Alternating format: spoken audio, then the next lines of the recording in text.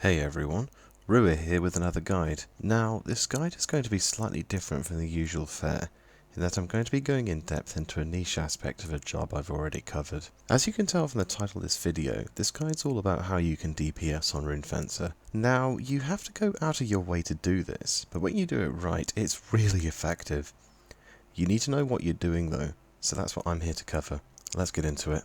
Making good TP and weapon skill sets on Rune Fencer, then applying them, takes time and effort, but when it all comes together it really pays dividends. The pros are that your gear selection actually lends itself to doing this really well. You're filling the role of a tank and a heavy DPS in one slot, and by doing so you're providing great hate control whenever you're paired with other top tier DPS jobs. Above all though, more DPS means that your fights are going to be sped up, which is a really good help in some really tough fights. Cons are that pulling off an effective DPS build on Rune Fencer demands a lot of skill, some high-end gear, and very good situational awareness. Now, you should already have a fair bit of each of these, so by the time you get around to mastering this, it should be second nature to you. Having said that, and this will be repeated throughout this guide, you are first and foremost a tank, invited to groups to fill the tank's role in most situations. DPSing should therefore be the last thing you get around to doing on this job, and when you do, you should never forget that if things go south, you need to revert to that primary role immediately. I mentioned well back in my original Rune Fencer guide what my recommended merit allocation was for a new player. By the time you get around to working on DPSing on this job, I recommend you adjust your merits to reflect this. For me, Group 1 remains the same, but Group 2 is very different from what it once was. I've dropped Rake and Batuta both to only 1 merit invested, and I've also dropped Inspiration from 5 merits to 3. As a trade-off, I've maxed out Sword Sleight, and let me explain why. If you're doing this right, you're going to have a very high multi-attack rate, which in turn means massive TP feed for your target, since you're using a greatsword instead of a weapon with a lower delay. Batuta loses a bit of its value when you reach Job Master, when your gear catches up to compensate for it not being up, and especially if you're using the Epeolatry. I'll go into this more later on. The crucial spell for DPS is Temper. If you watch my Red Mage guide, you should know exactly what this spell is, but understandably Rune Fencer only gets the first tier of it. Temper increases your double attack rate. It uses your enhancing magic skill to determine its potency, and it can reach a pretty high number through the use of a neat and very simple trick I'll show you in a moment. Temper's formula is that it takes your enhancing magic skill, subtracts 300 from it, and then divides the remaining number by 10. So in my case with 523 skill, that totals 22. 22% sounds like a small number, but when you use Embolden with it, you then multiply that number by 0.7, then you add the two sums together to get the new double attack rate, 37. Temper is automatically learned when you spend 550 job points on Rune Fencer, but since you ideally want Job Master before you even attempt to DPS, chances are you've already got it. Something else we should go over before getting into weapon selection and general tactics is Subjobs. As far as I see it, there's only one subjob you should be using if you're intending to DPS, and that's Dark Knight. You might have thought Samurai because you're using a two-handed weapon, but there's actually quite a few reasons to go with Dark Knight instead. Firstly, Dark Knight gives you 2 tiers of the Smite trait, which gives you a permanent increase to melee attack damage. It also gives you the Last Resort ability, as well as the Desperate Blows trait to go along with it. Last Resort boosts your attack power even further, by 25%, and it also gives you 15% job ability haste while it's active, which actually exceeds Hasso's value. Subbing Dark Knight also gives you Poisonger for establishing AoE hate, and it also gives you another really good spell for generating hate in general, Stun. Given that Rune Fencer is innately starved of attack power, which is kind of a big deal whenever you're looking to DPS, and since you should have no issues with TP gain given your multi-attack rate, the Dark Knight sub fits it very well I found. When you're putting together a TP build for Rune Fencer, you need to know exactly what you're gearing towards. Debates surrounding 4 or 5 hit builds rage back and forth, but as far as I see it, it's very straightforward. You should never aim for a 4 hit build through equipment alone, as you'll end up sacrificing too much accuracy and multi-attack in the process. There's no point stacking store TP when you seldom score a multi-attack, and when you do, you stand a good chance of missing. You don't want to build a TP set that has in excess of 100 store TP, but you barely break 1100 accuracy without Vorseal effects. Fights like the Tormut Curator and content like Dynamis Divergence and Omen deprive you of Vorseals, so if you have accuracy deficits in your TP set, you'll notice very quickly. Rune Fencer actually has a benefit of being really accurate for a two-handed weapon user, partially down to its job points, swordplay, and also down to its light melee equipment selection, which tends to favour accuracy and multi-attack. Again, and I really have to stress this, there is no point making a 4-hit build if you're missing half your hits. I would aim for an accurate 5-hit build and add multi-attack where you can. My set isn't the staple, but I found it works quite well. A 4-hit build also isn't necessary because in most situations you're going to have Samurai roll from a Corsair, which will more than push you over the store TP threshold. The next set you should be working on is a hybrid TP set. A hybrid set is one that mixes TP attributes with tanking attributes, balancing the two out and enabling you to do both roles at the same time. To me, this is the pinnacle of the Runefencer DPS playstyle, and it's something I wholly endorse. Hybrid sets can work with most high-end weapons you'll soon see, but they really shine with the Epeolatry, which again we'll get into in more depth in a bit. My set puts me at 32% DT, 43% PDT, 25% of which breaks the equipment cap, and I also have 45% MDT potentially from wards. As you can see, most of the pieces I use in my hybrid set you can also easily get. The sticking point is the EPO. It's also important to keep your full-on DT set to hand and to snap into it when things go south. This set should be largely unchanged from your typical tanking set, and you should already have it made up before you even attempt this aspect of the job. You should keep it to hand because remember, you are a tank. Okay, let's get on to the weapons you should be using. The first weapon you're likely going to pick up when you hit level 99 is the Aettir. The Aettir is a JSC weapon Runefencer gets from a Boro in Port Juno, and considering how easy it is to get, it's actually really good. The Aettir pretty much does everything, as it has a physical damage reduction on it which breaks the equipment cap, it has an enmity bonus on it likewise for tanking purposes, and it also increases your lunge damage if you decide to use that ability. The real selling points of the Aettir are the augments it gets.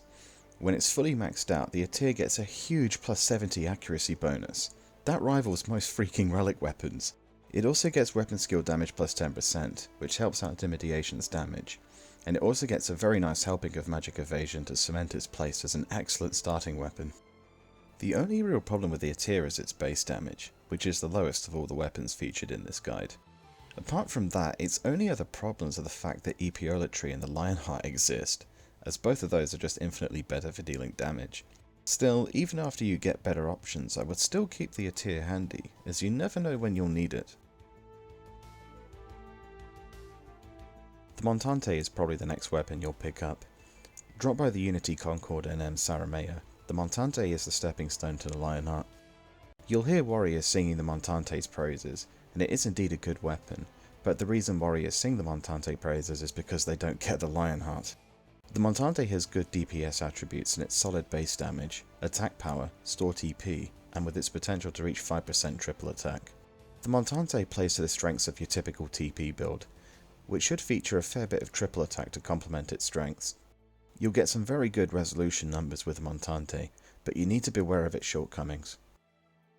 The glaring weakness with the Montante is that, apart from some HP, it lacks any form of defensive attribute, so if you take a hit while you're using it, it could be a big hit. I personally would not be tanking, or even attempt a hybrid build with it. The Montante also lacks accuracy, so it's a weapon you'll probably use if you're being buffed through other sources. By all means though, pick it up, but when you get the Lionheart you can feel free to put it back into storage, and get it out if you need it for a warrior. The Raetic Algol is an odd weapon. The Algol is crafted and can be purchased through the auction house, but in my opinion it's just not worth the investment. Like the Montante, this is a case of there being better options available, but in its own case the Algol just has far too much going against it for it to be useful. The Algol will drain 5% of your MP per swing for a chance of giving you an additional attack, which sounds great, but you need to consider that as a Runefencer, unlike a warrior, you actually need your MP pool to do your job properly. The damage output of the Algol is high, as it has a high base damage, has good accuracy, and also has a damage taken reduction attached to it. However, the negatives are just simply too steep. The Algol will drain your MP very quickly, so although it hits hard during that window, its benefits will completely vanish, and you'll be left a sitting duck. The Lionheart is a Runefencer's Aeonic weapon, and my god is it a monster of a blade. Packing the highest base damage of any greatsword in the entire game, a good helping of store TP and a huge amount of TP bonus to all weapon skills used with it, This is a sword that deals an obscene amount of damage for a job that is first and foremost a tank. The Lionheart's really epic trick is that while its aftermath is active, incidentally triggered by your best weapon skill and resolution, resolution gets the ability to self-light skill chain added to it. This means that not only is your best weapon skill now massively powered up, but it can now link with itself and other light weapon skills.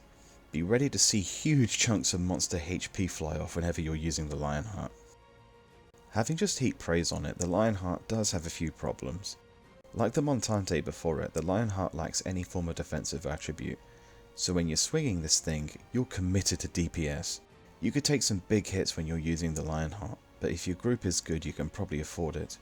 The Lionheart also lacks accuracy, but given by this stage in your Runefencer career you're probably rolling with a solid group who got you the weapon in the first place, this likewise might not be a problem. Finally, and this is more of a situational thing, having the light property and resolution can actually be a hindrance at times, specifically against NMs you just don't want to skill chain. The last weapon you're likely going to get is the Epeolatry. The Epeolatry, or the EPO for short, is a Runefencer's Ergon weapon, and if you ask me, it's the best weapon the job gets. Sure, the Lionheart has a higher DPS potential, and the EPO will lose to it in a straight up Zerg rush, but you simply can't beat the EPO for hybrid sets and for sheer durability. The strengths of the EPO are that it provides absolutely insane defense against physical attacks, it is hands down Runefencer's best tanking weapon, and it also allows you to effectively TP while being pretty much unkillable. The EPO is no slouch as a DPS weapon in its own right, with a decent base damage and an utterly bonkers multi-attack rate while Aftermath level 3 is active. Triggering the Aftermath won't hurt your DPS either, as it's tied to a strong weapon skill and Dimidiation. With Aftermath and Emboldened Temper up, I have a 93% double attack rate, a 35% triple attack rate, an accurate 5-hit build, and I'm damn near invulnerable. And this is in a hybrid set, not a pure TP build. The EPO does have a few problems though. It'll take you a long time to quest it, and depending on your server it can also cost you a fair bit as well. As I just said, the EPO also loses to the Lionheart in a straight up Zerg rush. It also feeds a huge amount of TP to your target given the sheer amount of attacks you're landing with it. This is partially, and a very big reason why I switched merits to Sword Sleight. It's that noticeable. Whenever you're tanking and DPSing in a hybrid set, you need to time your weapon skills when your target is not casting a spell or using a TP attack, especially if whatever you're fighting is dangerous. While you have great defense from your hybrid set, your weapon skill set you swap into will not. If you're caught in your weapon skill set, you could end up taking a huge hit. This is another reason why I vouch for the EPO, because with it, you have a permanent PDT buffer protecting you, even if you've used Last Resort and you're dropping the hammer on your target.